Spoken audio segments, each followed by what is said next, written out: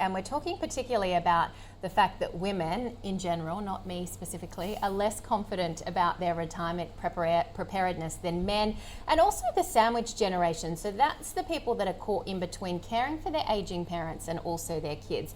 Nichola Quail, founder and CEO of Insights Exchange, joins us. Nichola, great to have you with us. So this stat, 21% on average women less confident than men. It's not great. No, and our report showed, it's coming in from a different ways. There, 27%, only 27% said, I feel confident, in preparing for retirement. Compare that to, 48% of men. So you've kind of got a 2-to-1 ratio there. And, it's also, am I feeling financially prepared? And, almost 40% of women said, I'm feeling underprepared for retirement. There's so many reasons for this, and predominantly because women take time out of the workforce in general to have children. We know that men cannot do that. So therefore they're left behind. Sometimes as well, divorce means that women are not left as well cared for. So what is the advice here for women to, I guess, be a little bit more active in looking at what they've got when they retire? Well, this is it. It's we say lean in. It's funny, having compulsory superannuation actually globally is an advantage. I almost think we need to thank Paul Keating in a way, because we're probably one of the more financially literate, societies as a result of that. But on that point, women are still way behind in terms of their super balances compared with men. Absolutely, and so this is why we say lean in. Actively, take. A lot of women don't even know kind of what fund they're in, or they just stick with the default fund. It's like actually, particularly in your younger years, that's when you need to have the more aggressive fund, and ask your super fund. What am I in? So. It's up to women, I think, to take responsibility for their. Where does this financial literacy come from? Does it depend on what you did learn at school and university, or the job you're doing perhaps? Oh, look, we can always say education and all of that, but honestly, it's funny. I heard your previous guest, talking about AI, and, that's another area that it's something that women, I think, have to actually just go, no, I've got to actively get on the internet, go and do a course, read about it. It's not something that I can just rely on my partner, to take me through. This is something I'm going to have to do myself. So you say getting engaged, looking at your super balance. There's so many things you can do too, right? Top up, consolidate. Where is the missing education, or how do you get that missing education piece? And also to the other point, when some of these women are the carers predominantly for their children and their parents. No, exactly.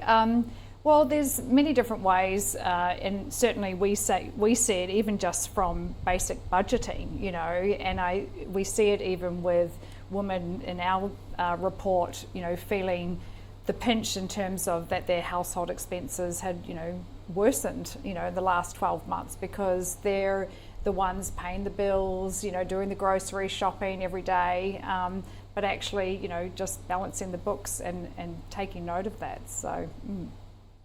There's so many other things as well when you talk about meeting household expenses, but when we look at the gender gap, 74% of women citing cost of living as top concern. At the train station I go to, there's a big billboard, I'm sure it's in many Sydney train stations, that say people are choosing between paying their rent or having to feed their kids.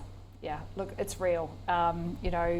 We ask what are the top 3 concerns or challenges, what's keeping you awake at night. Cost of living for women, 74%, it was their number one concern.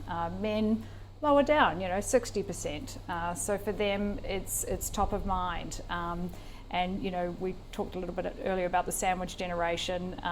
We're starting to see now that there's a lot of pressure from keeping households going, and kids as well as now elderly parents. So do you suggest as well, not only being more active in what super fund you're in, but there's all those tools as well, right, to see where you are, whether you're at the right stage of your life? That's it. You think, the banks are throwing different apps, budgeting apps, even just, we talked about AI tools, and that's it. A lot of women, even they're starting to get into side hustles or, running their own little small business, even things like zero, I mean, sample of one, but me having to learn financial literacy just running my own small business. So I was going to say, where does it start? I mean, obviously you want to start as early as possible, but at school, for instance, you may study commerce or economics, but you don't necessarily still have a grasp on day-to-day finances. So where do you pick that up? No, well, and that's where it's funny, in our report we see a lot of people starting to take on a second job or start a small little business. And I think, you look at actually some of the younger people coming through the gig economy, that's actually where they are starting to learn, running a micro business even. I mean, gosh, even selling things on eBay or, through Amazon. It's just those little day-to-day learnings where you're not just watching the money go in and out, you're actually actively in control of it. How much does the stages of life affect you? We've touched on childbearing, looking after aging parents, taking time out. I spoke to somebody last week who said every woman should have a menopause fund as well, because they may need that backup if they can't work due to the conditions that are being affected in later life. Yeah, that's really interesting because I've certainly heard that in terms of workplace wellness, and the more forward-thinking workplaces that where women are working later, that they're actually preparing for that. You used to have parental leave, and that's exactly it, menopausal leave.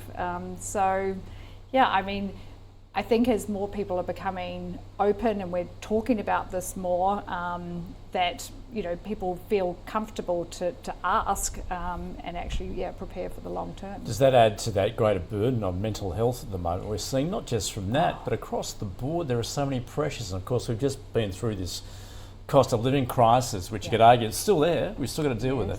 Yeah, absolutely. Look, we were surprised at how much that had slid up or risen in the last 12 months. So it's now number 3, the third, most pressing concern for Australians. For women, it did over-index compared to men, but it's definitely across the board. So mental health and wellness, but also loneliness. We're kind of seeing, certainly amongst younger generations that there is this, I feel lonely, sometimes, and we've seen that with social media, but equally, for women, I think that burden that they're carrying, the anxiety. 73%, according to your study, of 18 to 29-year-olds experiencing loneliness at least some of the time, compared to 42% of seniors. That's quite stark. So what would your top 3 tips be for women to engage more in their financial freedom? So I think don't wait and don't rely on others to carry you. And, you may have been out of the workplace, but keep those skills going. There's enough online courses now that, they're freely available. So please, we highly recommend lean into that. And then take a more active role with your superannuation. Don't let, it be the default. Go and ask questions and, learn more and, just don't let it just happen to you.